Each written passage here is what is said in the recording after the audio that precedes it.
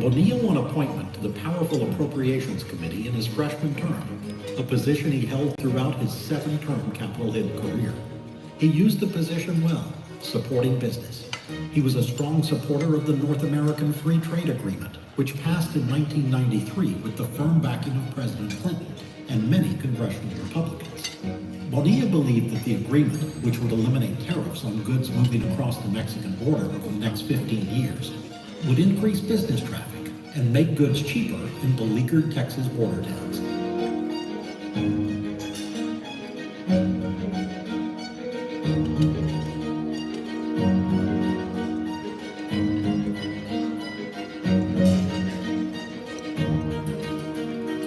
Today, Henry Bonilla works for the Washington, D.C. firm The Normandy Group, but his heart remains in San Antonio.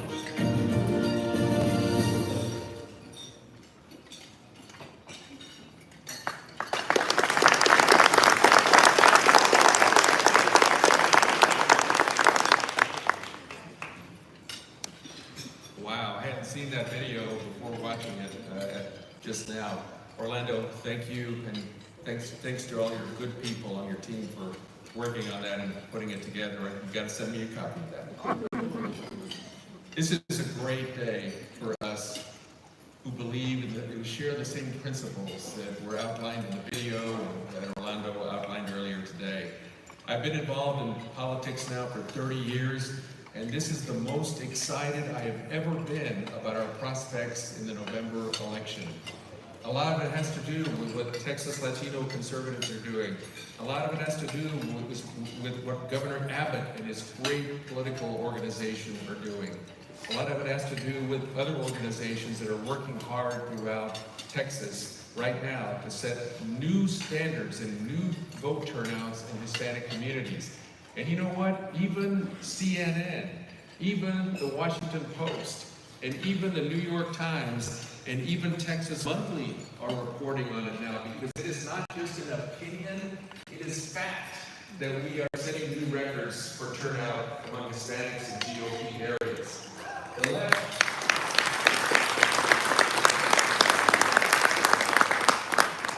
Sometimes when I still run into some of my friends on the East Coast, they kind of shake their heads, they can't figure it out. And it's interesting how a lot of them just think that we, because of the color of our skin, are automatically going to fall in line with some of the left-wing principles now that you see highlighted every day. I was born in a housing project, as you saw in the video. I still identify with the neighborhoods in South Texas. Our people do not support open borders. Our people support the police and do not want to defund police. And our people also support the great energy industry that has helped make Texas and this nation what it is today. And the patriotism as well that we see in our neighborhoods is something that we are proud of in our neighborhoods. And when the national anthem is played, whether it's at a special event or whether it's a sporting event, we stand proudly as patriots that still love our country in spite of some of the challenges that we're facing. When Orlando first called me about putting this lunch together, it was a great idea, but it was going to require a lot of work. And look what we have here today. The people that I've been able to greet so far are not only the ones that have helped us get this far politically so far, but a lot of new faces that we're fired up about having you all here today. And then the governor agreed to attend and help us today has made this the biggest political event in Texas today and beyond. And so, again, more fired up than ever. Before we enjoy lunch, in just a few seconds here, I want to take the privilege of introducing my special guest, Tricia Berry, who is our candidate for county judge in Bexar County. Trish, please stand.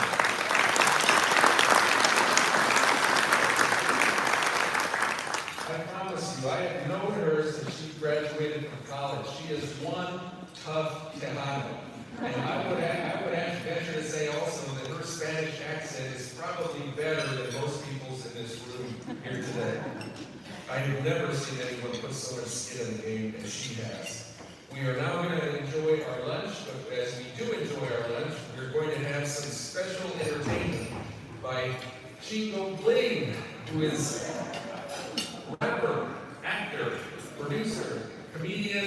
and social media phenomenon. Enjoy him while you enjoy your lunch, and we will begin our program promptly.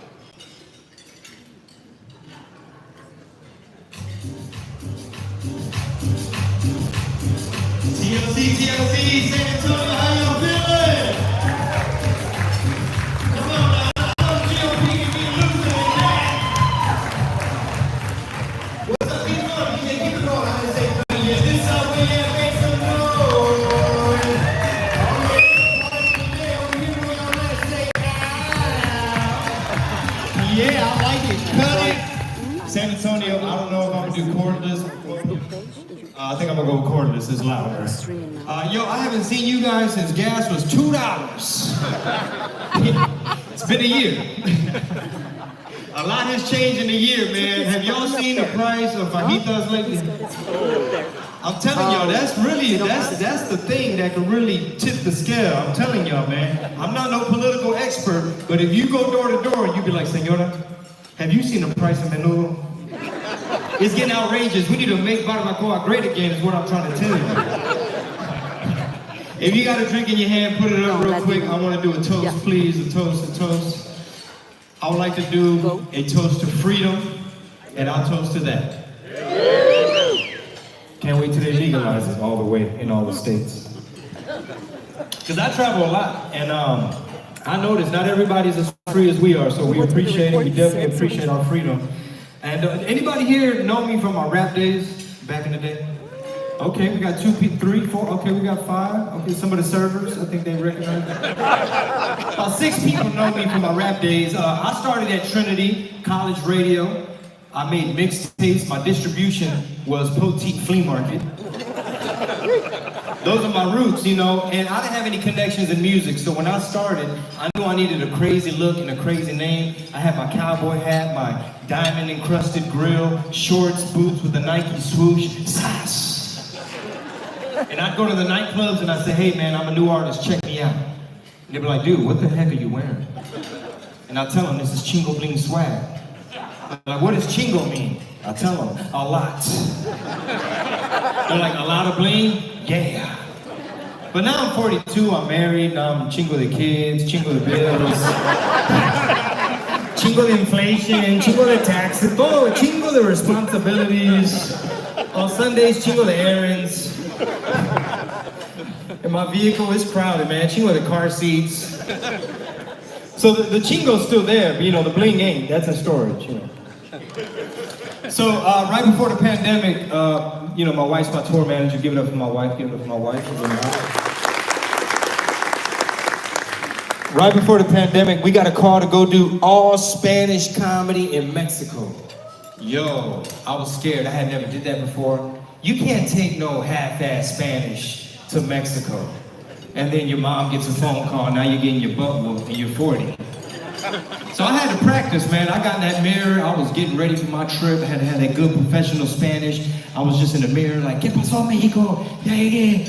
¡Sas, puto!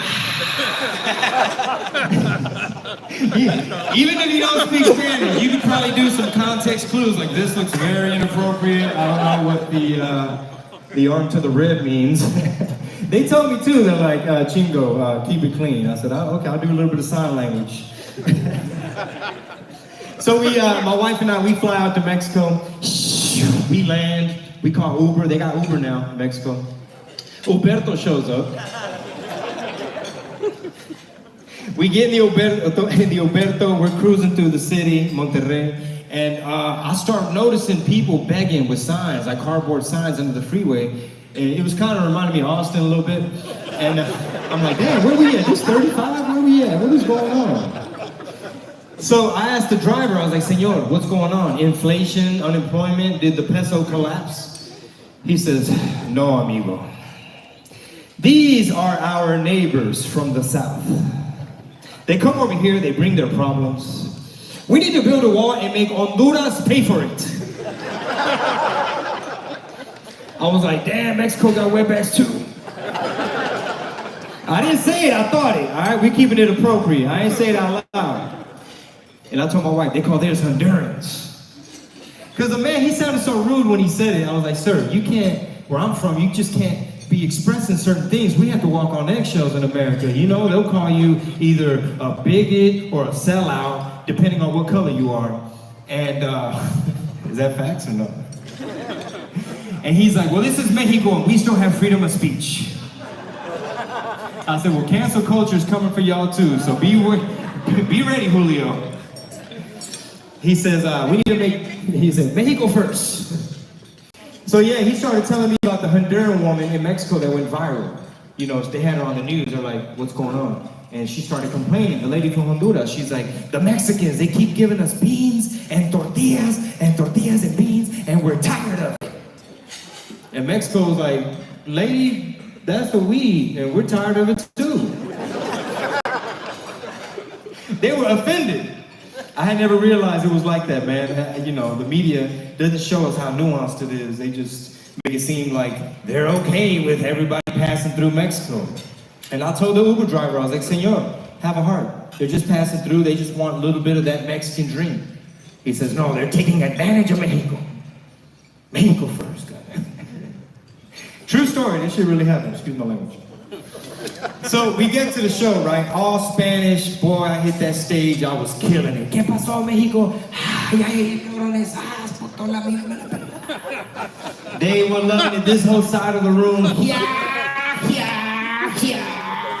J-A, J-A, J-A. Exclamation point. And in Mexico, they'll give you an upside down exclamation point at the beginning of the sentence. They're giving you a heads up, get ready, I'm about to yell at you. So the show was going great, except this side of the room, they weren't amused. They're just staring at me. I was like, okay, I get off stage. Some of these people approach me. They're like, we're a little disappointed. We thought the show was gonna be in English. I was like, oh, whoa, y'all speak English? Like, where y'all from? They're like, we're from Dallas. Hey, I didn't know Dallas was gonna be a punchline, but thank you for laughing. If I ever need a laugh, I'll just say Dallas. And I said, oh, okay, so you're here on vacation? He's like, no, deportation. I'm like, oh, you live here now. I should have known, they all had Air Jordans on this side of the room. I should have known, these ain't Mexicans. So yeah, so after the show, my wife and I, we're looking for some tacos, you know, some authentic Mexican food. We're walking around, checking out the city. All of a sudden, somebody yells out, Gringo Bling! Dawg, they call me Gringo Bling in Mexico? I told my wife, hold me back, tell me it ain't worth it. Hold me back, say it loud, say something like, you're lucky he's on papers, he's on probation, it ain't worth it. Say it loud so they know that we know that it ain't worth it. Anyway, it turns out, it was my female cousin, my prima. She was tipsy, she's like, you're all mad, Gringo Bling, he's all mad, comedian, all mad. So she's like, hey, let's hang out, let's have some drinks, tell your wife, get permission, see if she lets you. And I had to remind her, hey, I'm Mexican-American, but I still got Mexican in me, so I don't need no damn permission. So my wife and I, we had a little huddle, and you know, we got it approved, but it wasn't no permission. So we're having a good time in Mexico, my cousin, the drinks are flowing, we're eating, and the jukebox is going, and she's like, hey, your wife is very beautiful. What does she do? I was like, oh, she's my tour manager. She's like, oh, excuse me?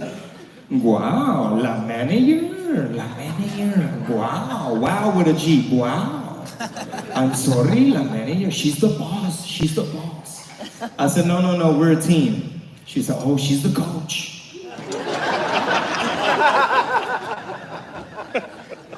After that, she crossed the line, she went too far. She said, primo, you're a mandilon. Let me tell you what this word means, all right? It sounds like Mandalorian, that's Star Wars, that's something else. That's something else. Mandilon is the worst insult you could call a man in Mexico. It's like you're not an alpha, you're beta. Not Beto, that's another beta.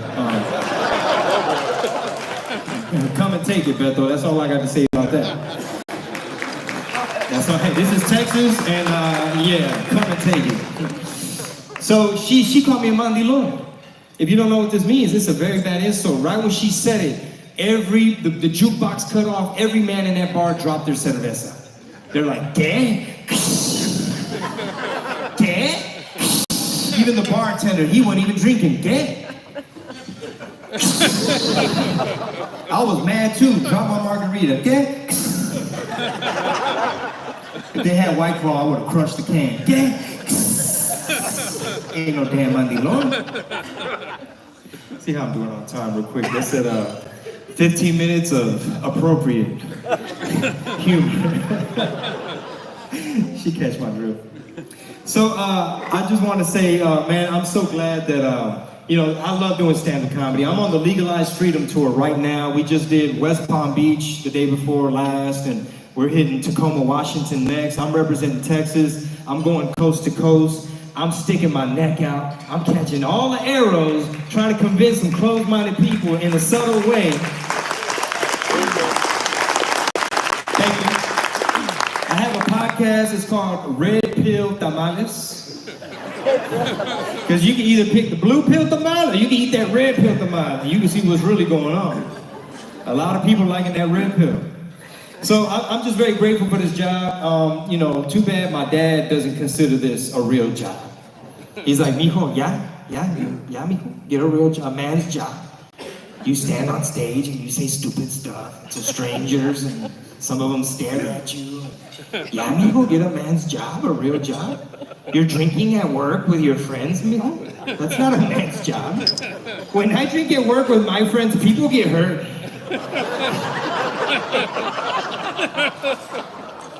He shows off the nub any chance he can. Oh, mijo, está cabrón, la inflation, mijo, la pinche inflation.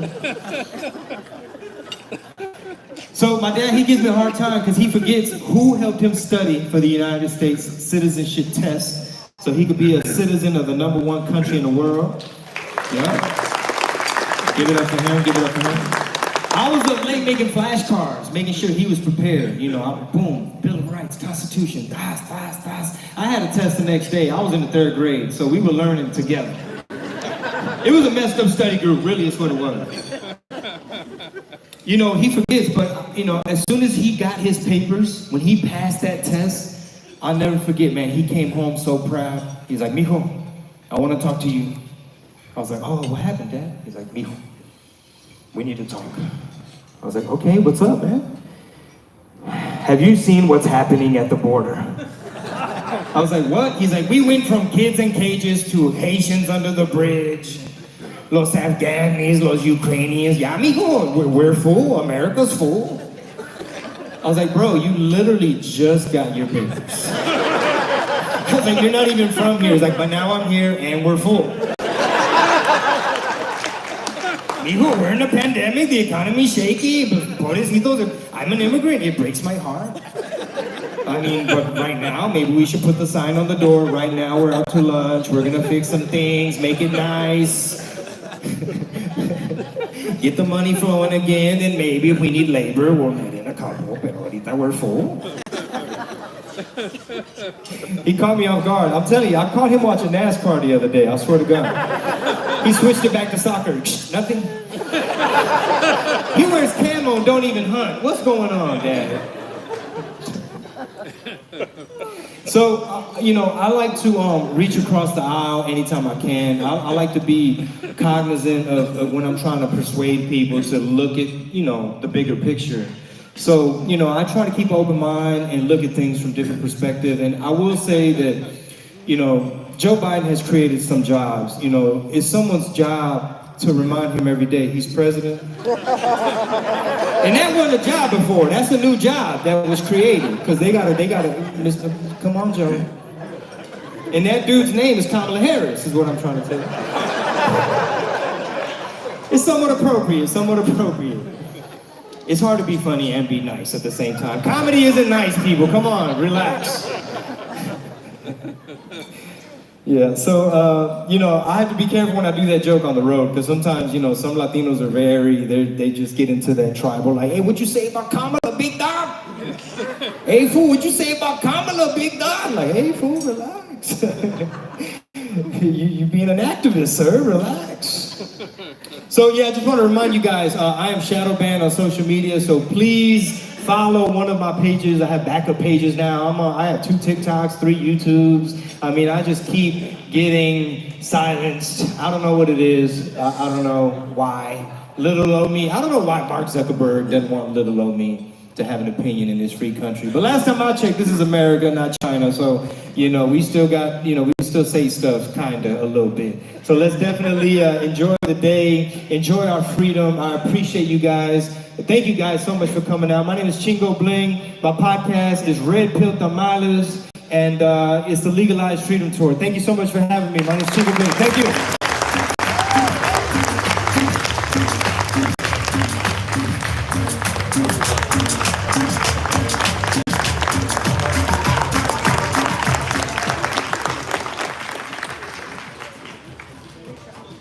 Governor, I sure hope you get an ovation like he just did.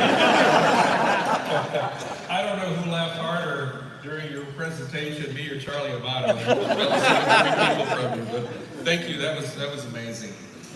We're going to have for just a minute a young man who just got elected to City Council in Kerrville. Roman Garcia is living proof of what can happen with when Texas Latino conservatives get involved in a campaign.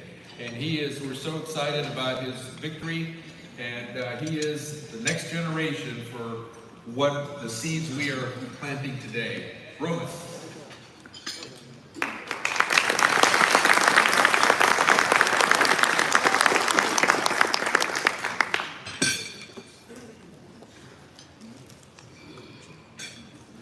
Well, good afternoon, ladies and gentlemen. First, I want to take this opportunity to congratulate Representative Lujan in advance for being awarded this year's Tough Tejano Award. Thank you for everything you're doing, sir. Let's give a round of applause. Now, 2 years ago, at the age of 18, I ran my first election for City Council in the city of Kerrville. It was just about an hour away from here, if you don't know what that is. Unfortunately, that first election I didn't win. But as you know, we Latinos, we conservatives, and we Texans are strong and resilient, and we don't back down from a challenge. And neither is Garcia, as my parents would tell me growing up. So I went on to run my second election for City Council last year, which began just a few months after my first election ended. And with the support of my community, a lot of political figures and leaders, and a number of local political groups, we were able to gain just around 50% more votes than my liberal opponent and win the seats. And today, I am honored to serve the people of Kerrville as the youngest city elected official in the state of Texas. Organizations like Texas Latino Conservatives play such an important role, and they are the kind of groups that we need to help educate not just Latino conservatives, not just Latinos, but all conservatives. And I'm proud to be here to support Mr. Orlando Sanchez and the TLC team in their goal to engage, educate, and motivate those who are eager to participate in Texas politics. Now more than ever, we need more Latino conservatives, especially the younger generations, to step up and protect our Texas culture and history. We have a civic duty to leave a better Texas for my generation and future generations. And God willing, I look forward to possibly one day leading the great state of Texas. Don't worry, Governor, I'm not as of age yet. So but once again, thank you, the Texas Latino Conservatives, for what you do. Thank you all for being here this afternoon, and I look forward to seeing what more we can all accomplish together. Thank you, God bless.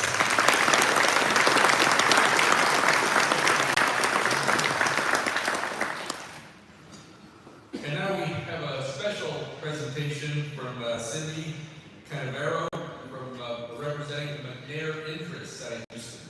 Cindy, come on up.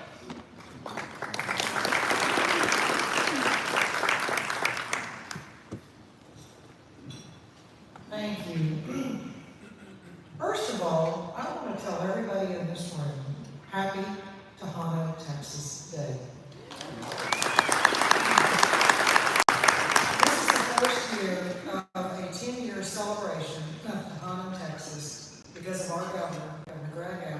some brave men and women in the Texas Senate and House, the legislature, and most importantly, to a man named Orlando Sanchez, who had the courage and the vision to sit down and put together, working with historians, the history of the contributions of Tejanos to Texas. And he worked with the legislature to get a bill sponsored, and they took this through. It was approved pretty quickly, particularly by government standards. And Governor Abbott signed it a year ago today. Is that correct, Governor? We thank you so very much, and we hope that as each year progresses, that this will become a bigger and bigger celebration. We need you for that. So again, happy Tejano Day. In 2017, let me back up for a second. I managed public affairs and political activities for McNair interests. I originally was brought in by Bob McNair, who passed away in 2018, and about 2016, Bob and I talked, and he was very concerned about the fact that conservatives as a whole and the Republican Party didn't seem to be building relationships within the Latino community. And he said, I feel very strongly that they are the future. And we had numerous conversations about that. Well, in 2017, Orlando Sanchez came along, and he sat down and he said, I am very concerned.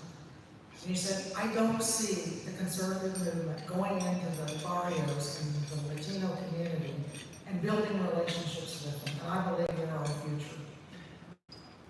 Bob provided the seed money. Orlando laid out a plan to build the next generation of conservative Latino leaders at the state, local, and eventually that would become the national level.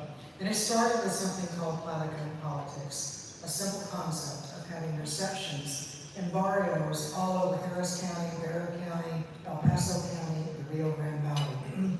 Getting to know people, listening to them, hearing what their concerns were, and lo and behold, their concerns were the same concerns that we have, because their values are the same as our values, and they are concerned about the same issues that we're concerned about. And they love faith, they love their faith, they love their family, they love freedom, and they love liberty. And so it began to grow, and after Bob passed away, his son, Kerr, who is our chairman at RNHA, picked up the mantle of leadership and took over funding all of the administrative components so that anybody else that donates, including you and others, your donations can go directly to funding the programs of Texas Latino conservatives. Orlando then put together Leadership Latino, which is a one-day I call boot camp for any Latino grassroots individual who has an interest in elections, politics, governance, how to get involved. And they've had them all over those same areas. And 135 young, middle-aged, and senior Latinos have gone through that program. 11 have gone on to run for office. Some have been elected, and some are still running, including Myra Flores. I don't know if you have read about Myra Flores. She was a graduate of the first class. Myra is running for Congress down in the Rio Grande Valley. She has been profiled in a positive way by the New York Times. And as of yesterday, because of an action by Governor Abbott calling a special election for Democratic Congressman Bella's seat, there's a very good chance Myra Flores is getting ready to go to Congress, ladies and gentlemen.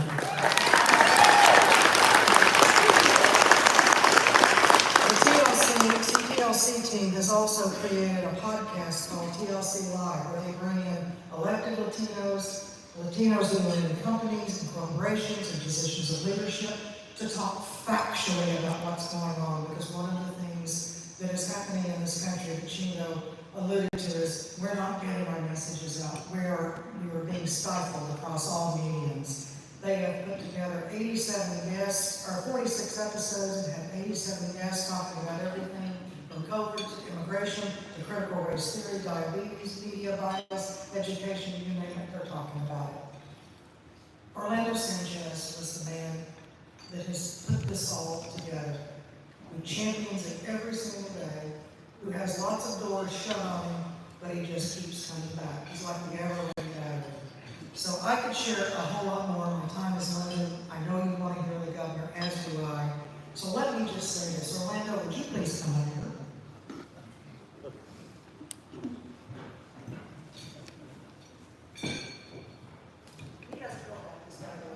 You know, he doesn't know about it.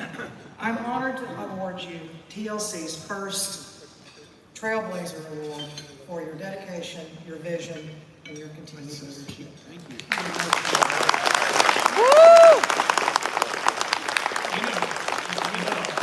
know we had a statue up there. I said to Shannon, why do we have two? She goes, get away. So now I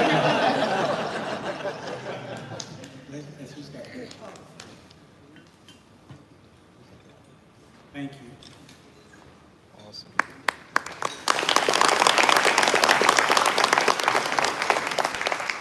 What a legacy, Orlando. Congratulations.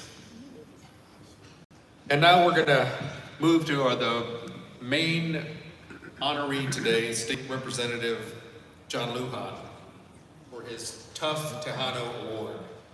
Tejano men and women were the founders of the state's oldest permanent settlements, including the cities of San Antonio, Nacogdoches, Victoria, Goliad, and El Paso, and they were the first to name many of our state's waterways and natural features.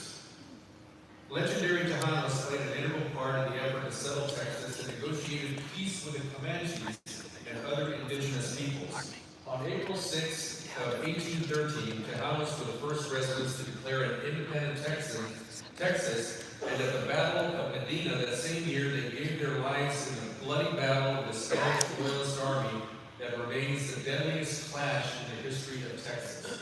Throughout the state's history, Tejano men and women have been champions of social and political progress while exerting a tremendous influence on our way of life.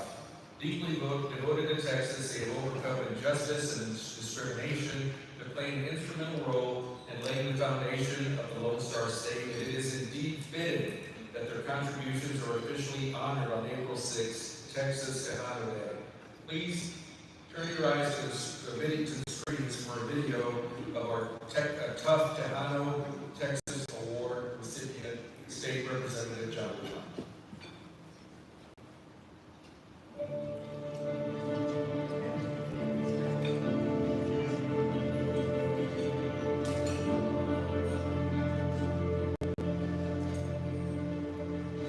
Even a short conversation with John Lujan can reveal the value he places on family.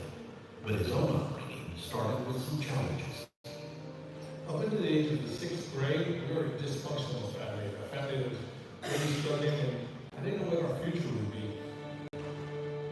When I was in the 7th grade, my dad had an encounter with God. From that point on, the 7th grade on, it was a totally different life. I had a true mom and a dad, and they were real involved in the upbringing of my brothers and sisters. So there's 6 in the family. Today, my dad is a retired minister, and my mother is a retired principal, all in the district that I work and I serve in. An improved family situation opened his eyes to the importance of service. Service is so important. My dad, as a retired minister, we worked with migrant workers, we took missionary trips into Mexico, we've always helped others and served others. And I used to say as a young man, when I grow up, I'm not going to do what my parents did. I think they gave too much to help people, and they didn't take enough care of themselves and our things, and a little more selfish mentality. And then as I grow older, all those values end up coming out. And it just happens like that. You see things through different lenses as you grow up. For decades now, John has imparted those lessons to his own family, one that includes 3 adopted sons. We had 2 sons, biological sons. Never did my wife and I ever say, let's adopt children. We never said that. It just happened like that. We had unplanned adoptions. Prior to politics, John served with the sheriff's office and then the fire department. When I was in the sheriff's office, I worked in the Old Bear County Jail, and then I was a warrant officer serving warrants. And I was young. I was a young man at that time, so I really saw a lot of things that a lot of people don't see. Then I went to the San Antonio Fire Department. I spent 25 years in the San Antonio Fire Department, and I love the fire department. The fire department to me is a brotherhood. Public service has always been so important to me. When you're younger, you can do all the law enforcement and the firefighting stuff. As you get older, you think, how do I serve now? Well, I ended up putting my name in the hat and becoming the state rep for District 118 in South Kerr County. I'm enjoying now serving this way. John credits his personal faith as guidance for his life choices. As a man of faith, I really believe that I'm breathing and alive today, that you're alive today, because we were created with a specific purpose. And that purpose is two things. Number one, to love God with all our heart, soul, and mind. And then number two, to love our fellow man. If we do those two things, man, that's true service. And if we're doing those two things, we're constantly looking on behalf of other people. And when you do that, the mentality, the peace, the blessings that you open yourself up to are just a byproduct of that, because that's biblical. Growing up in San Antonio, it's impossible to be unaware of one's Tejano roots, and John sees a particular Tejano trait as important to all Texas. Yes, Tejanos, especially this month, very entrepreneurial. I know as a firefighter, I had a small construction company, I had a small marketing company, and there were all these different things while I was doing that so we could make money. I actually sold confetti for cascarones, and I would travel to the valley. As a fireman, I would take my vacation, and my family and I would drive to the valley selling to all the Walmarts and HEBs confetti that a friend of mine had made, and I was the salesperson for that. All those entrepreneurial things are so important, and we need to make sure that we maintain that culture of entrepreneurialism, because it's important for the longevity of Texas and for the longevity of our nation. We need to have a strong small business entrepreneurial community thriving. That's, I think, what really sets Texas apart.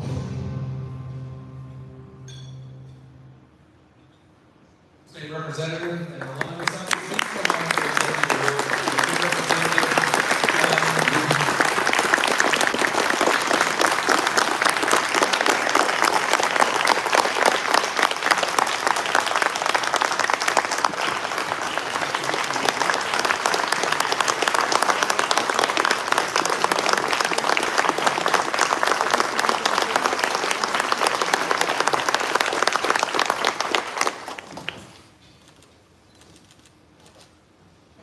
All right, John, want to say a few words?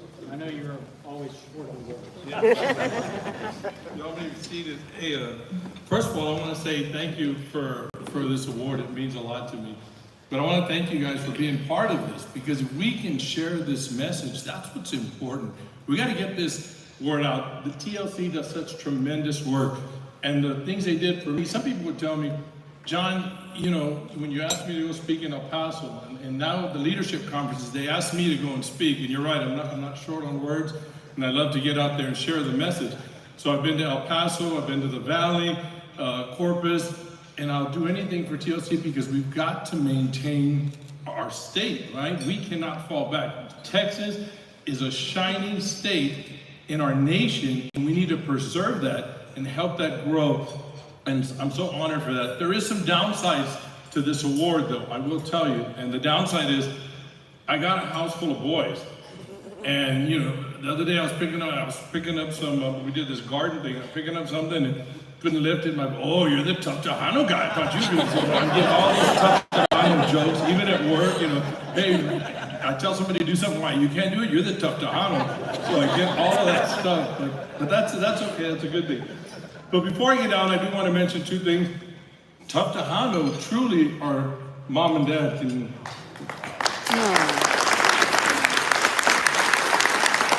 And I don't like to talk about family too much because I get emotional. And you can't get emotional if you're the tough Tejano guy, right? Because then it doesn't look good. But thank y'all so much. I really do appreciate it. Thanks for allowing me. Thanks for all you do. Thank you.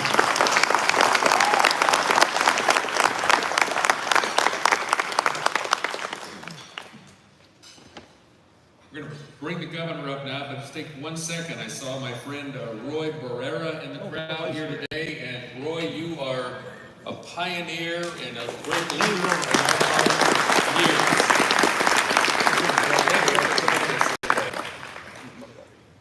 Congratulations on the recognition today. You really do set the standard for grassroots, and I wish every Republican was like you.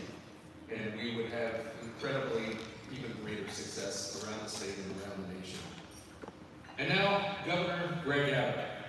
Governor Abbott, thank you for establishing Texas Tejano Day in Texas. Thank you for all you've done to make our state a shining example of economic growth in America. If Texas was its own country, we'd be the 10th largest economy in the world. Thank you for all of your efforts to make sure parents play the largest role in our children's education and for ensuring that radical left-wing woke curriculum stays out of our schools. Thank you.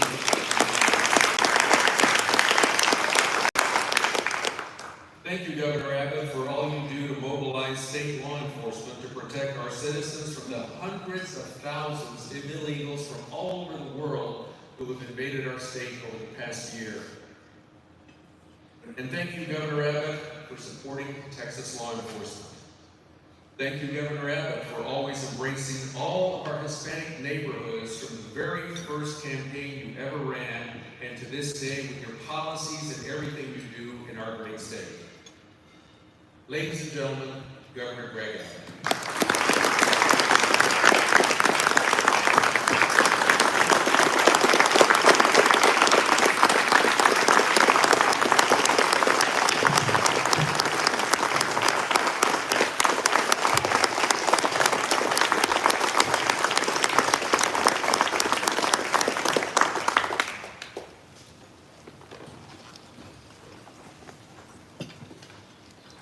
Thank you all very much. Give it up for Henry Bonilla for his leadership. It's really remarkable because there's been so many trailblazers who really were involved as a catalyst in connecting the Hispanic community in Texas with the Republican Party.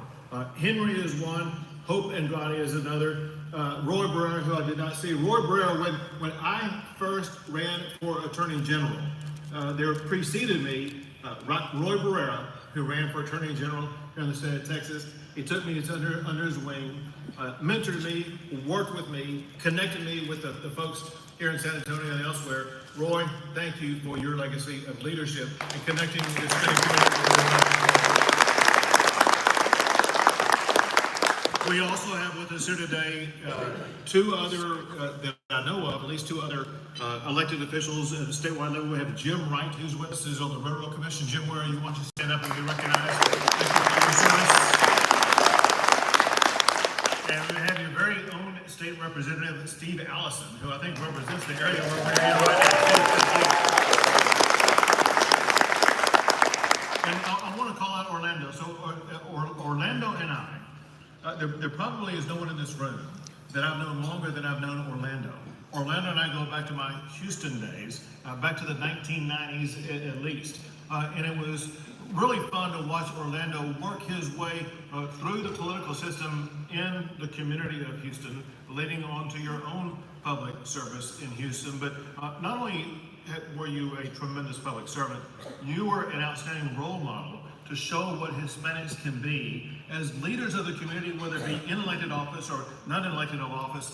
Thank you for being such a great standard bearer for what can be done in the Hispanic community, representing Texas and American values. Thank you,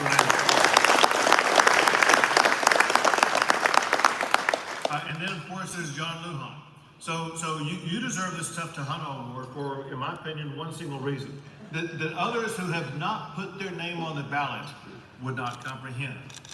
Him putting his name on the ballot, running for election. Do you know what running for election really is? You turn into a spear catcher. You're catching the arrows that are slung at you every single day. So you had the guts, the fortitude, the toughness. When we as a party asked you, begged you to put your name on the ballot and run in that district, we told you we would be behind you every step of the way. This is the first time. You did it, you won, you got elected. And then later on in the general election, you lost. And so there was an even steeper hill to climb. The second time, when we came back to you, it showed you really were one tough Tejano to agree to put your name on the ballot again. You ran again, you got elected again. And now you're serving as a state representative second time. All I ask to everybody in this room, in November, elect John Lujan to the Texas House of Representatives. We need him in office Texas for the next 5%.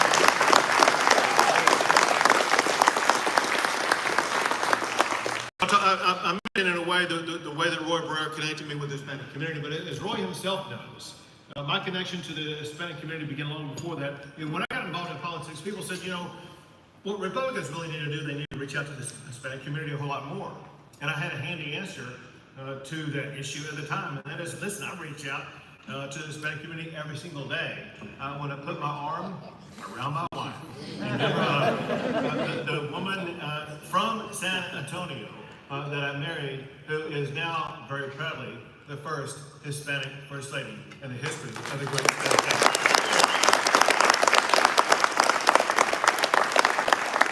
So you learn something new every single day, and I learned something new today, and that's a good thing.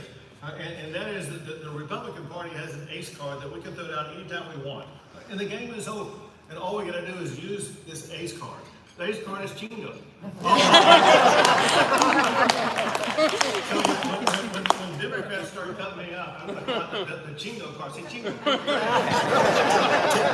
Take the stage, and it's over. It's lights out. This is some good stuff. We want to get you involved a whole lot more. So in a quasi way, a Chingo story will not have the sense of humor available to some to it. But listen, I'm as a concern to the Hispanic community, I'm kind of like, are there any converted Catholics here?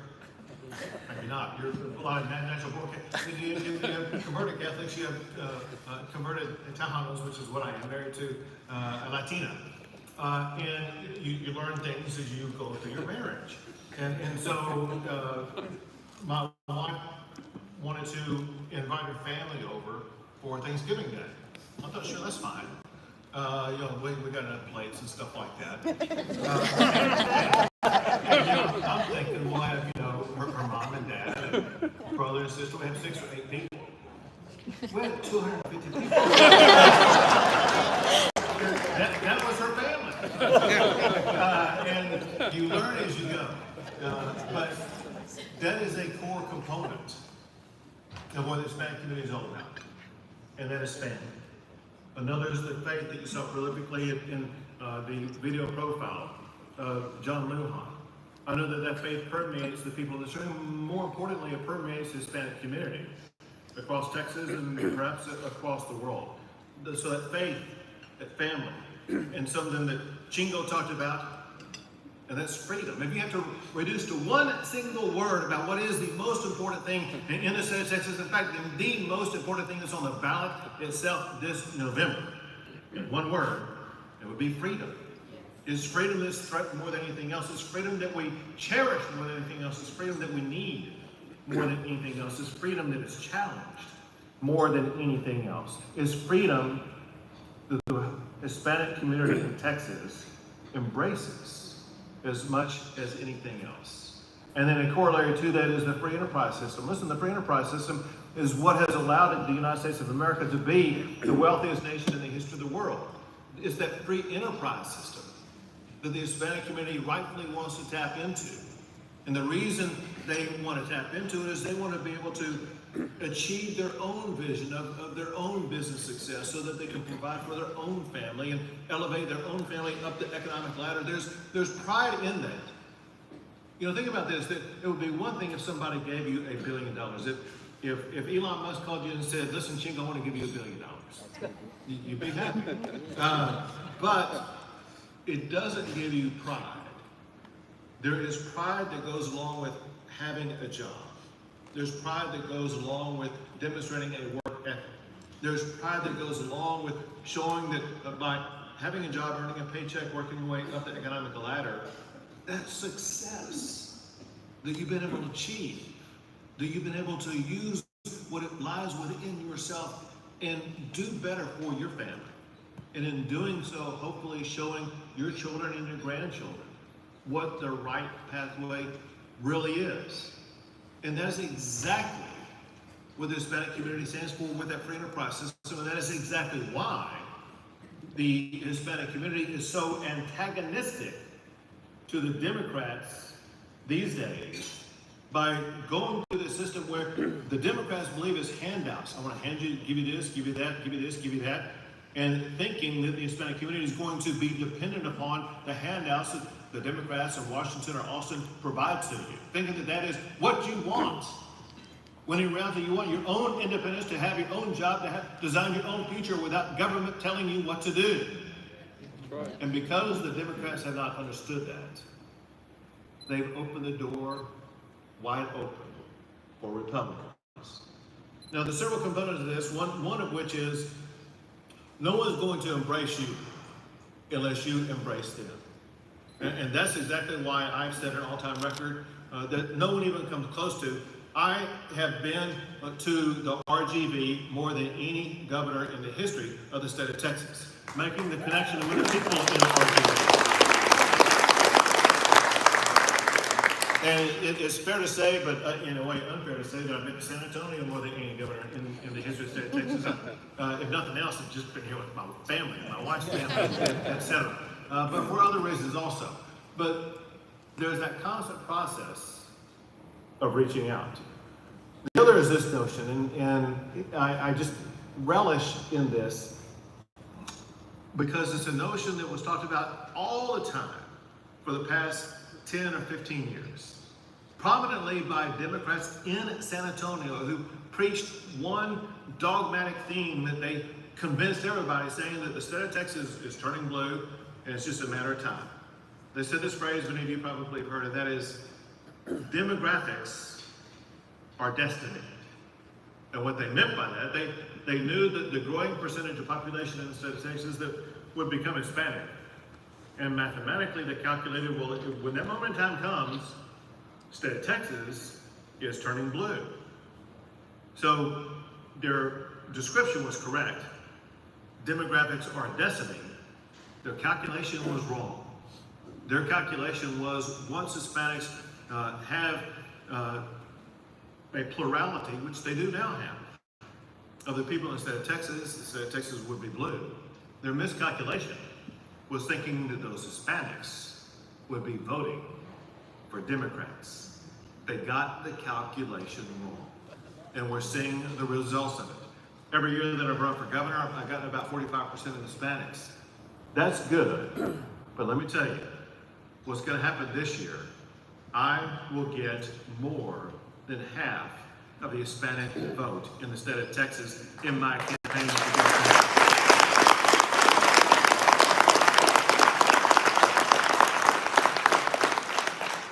But what's taking place is far more than that. It's far more than what happens in my campaign. It's exactly what was talked about earlier.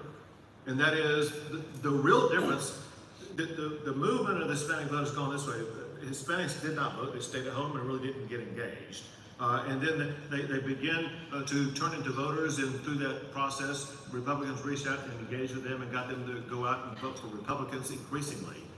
But now we are at an altogether different stage.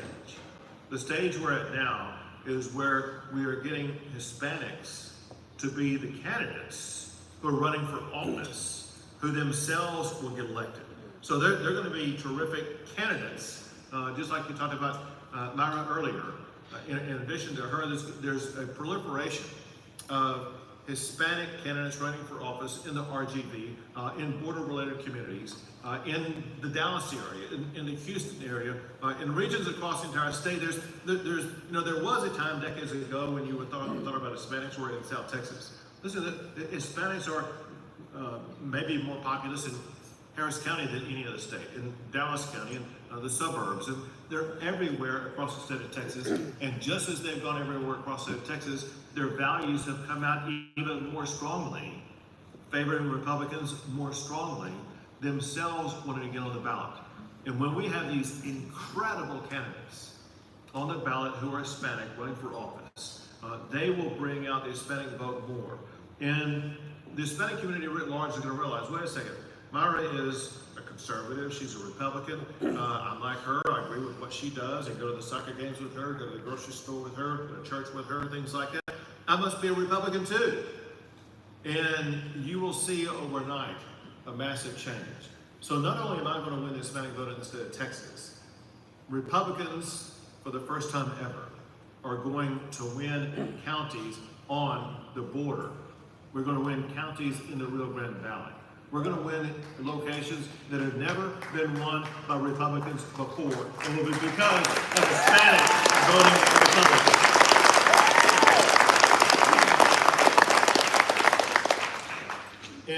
And just like Henry Bonilla was talking about, all you got to do is look at the value sets. We actually had an accelerant to this process. So naturally, Hispanics share conservative values. But the Democrats candidly made it easier for us than ever before because there was a time when they used to be Democrats, and then they became liberals, and then they became progressives. Now they are socialists. They are representing and articulating and advancing the policies of Ocasio-Cortez. And Ocasio-Cortez, she may very well speak for the people of New York for all I know, but one thing I can guarantee you, the people of Texas, they don't believe in what Ocasio-Cortez is selling.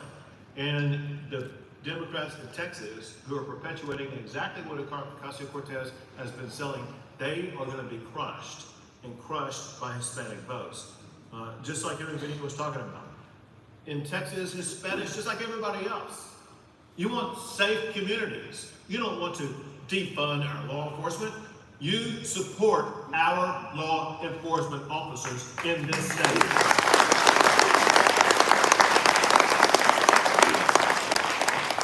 My niece, the niece of my wife, is a member of the San Antonio Police Department.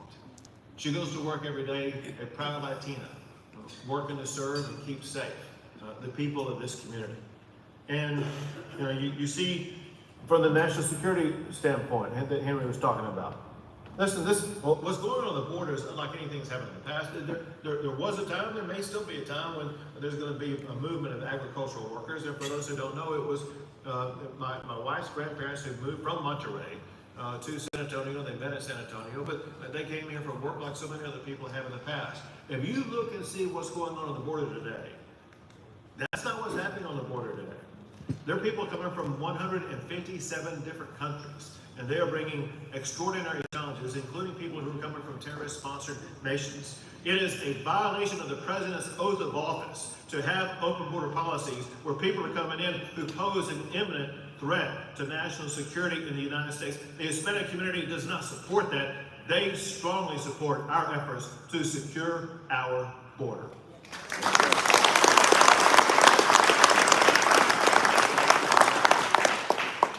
And Chingo, you mentioned this. I mean, this just gets too easy. Because one thing, like we talked about freedom. Freedom is a broad concept, but we reduced it to words in the Constitution itself. The Constitution, and through the Bill of Rights, guarantees certain freedoms, one of which that you brought up, and that is your Second Amendment right. And so, if you ever, I know there's potential candidates here. If you want to run for office in the state of Texas, do not get up with TV cameras on you and say, hell yeah, I'm going to come take your gun. You'll never be elected that way.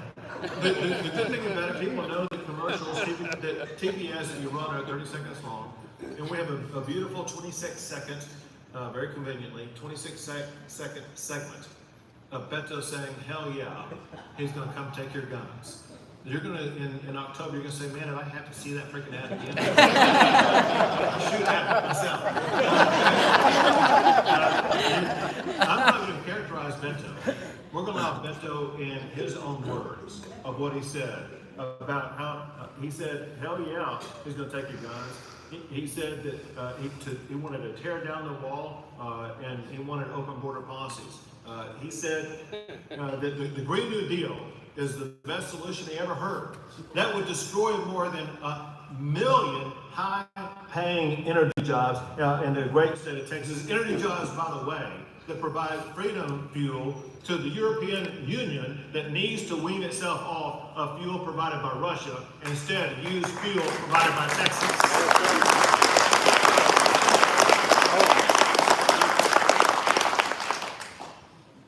So in closing, let me just say this. I want to thank everybody here for what you all do in the Hispanic community to share your conservative values with others in the Hispanic community so that they can connect. They know you, they like you, they're your friends, or they may get to know you. And with you reaching out and connecting, it changes everything for them on that interpersonal level. That's exactly what you need. And so with your help, we will keep Texas red. We will ensure that we turn South Texas red. With your help, we are going to elect so many new members to the United States Congress. We are going to fire Nancy Pelosi as the Speaker of the House.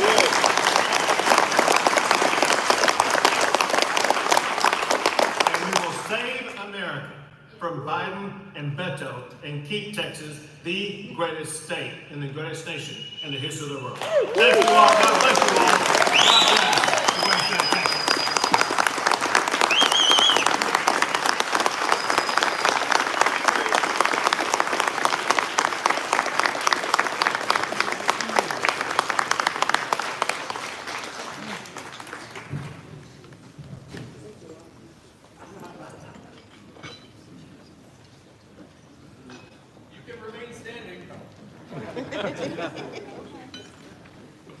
Our event is concluding, but I gotta tell you, when you have Abbott, Chingo, and Charlie Amato at an event, that's a party that I'm glad to be at today. Thank you all for attending. Take one look, and take this with you, because you will see the QR code for Texas Latino Conservatives to learn more, and I'm sure after what you've seen today, you'll want to be part of it. Thank you.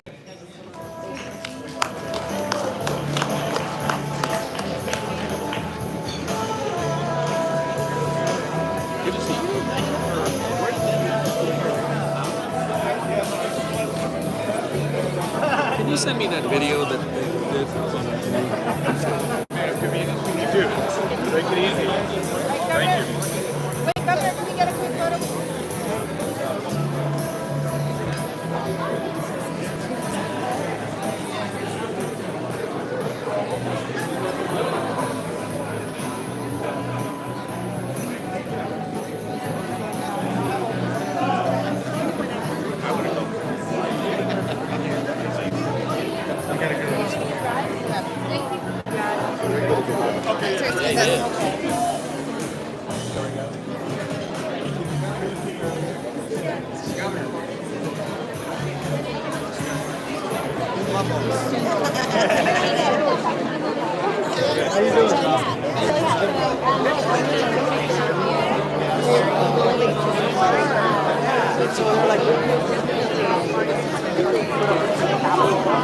But I can give you my contact.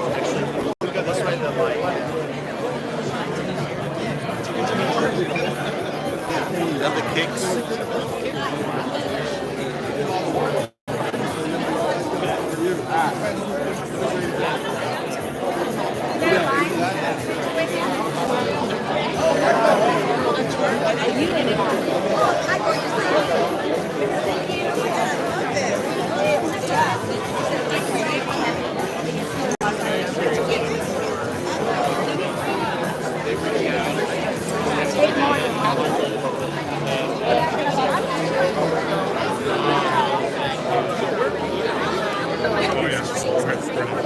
Or some county that don't have a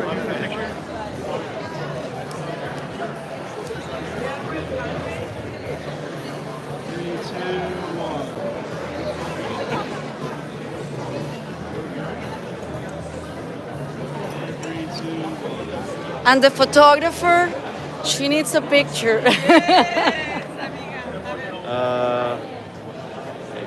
I think this is Facebook Live. Yeah. You got it?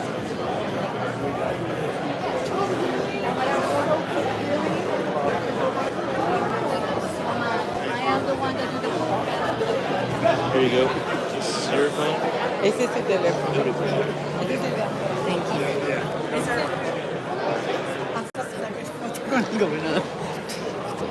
No he parado de trabajar. Sí, güey, ¿comiste?